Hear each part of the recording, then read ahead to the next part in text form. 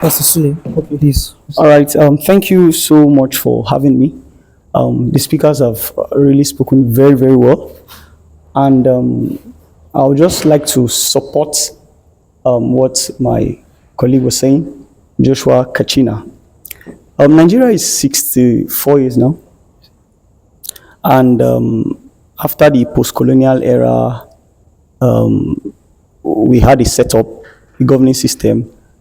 And you will agree with me that there's been a deterioration from what it used to be. The question is, what went wrong?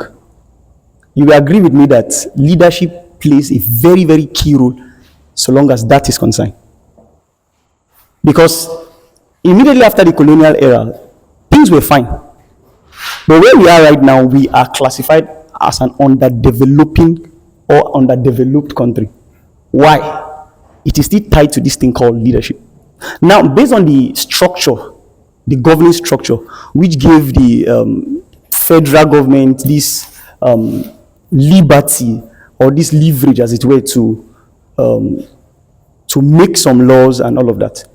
As wonderful as that is, the truth of the matter is that even if you spread it across the states, as it were, and the communities, as it were, if we still have leaders who are corrupt in those sectors, that's still a continuation of the whole thing.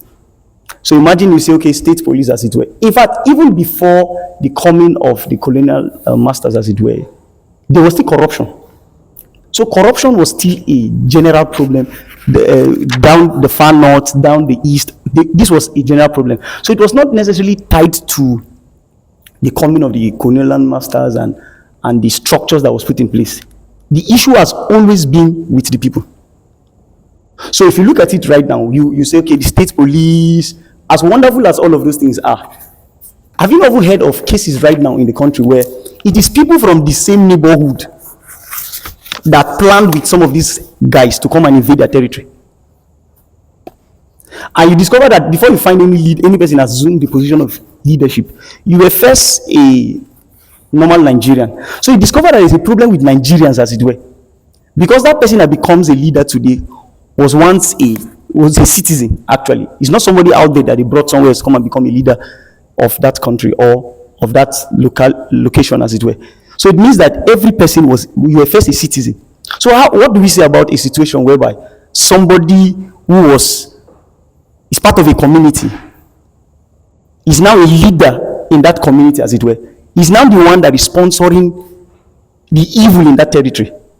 Why? You now discover that there's a challenge of leadership, and it's because Nigerians, an average Nigerian, is greedy. So you discover that we have greed even in the system, the greed in our leaders, as it were.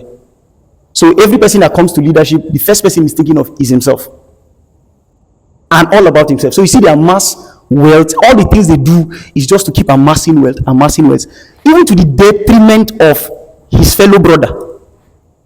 So beyond the system, as it were, there is a challenge with the leaders. There is a challenge with the people of Nigeria, as it were.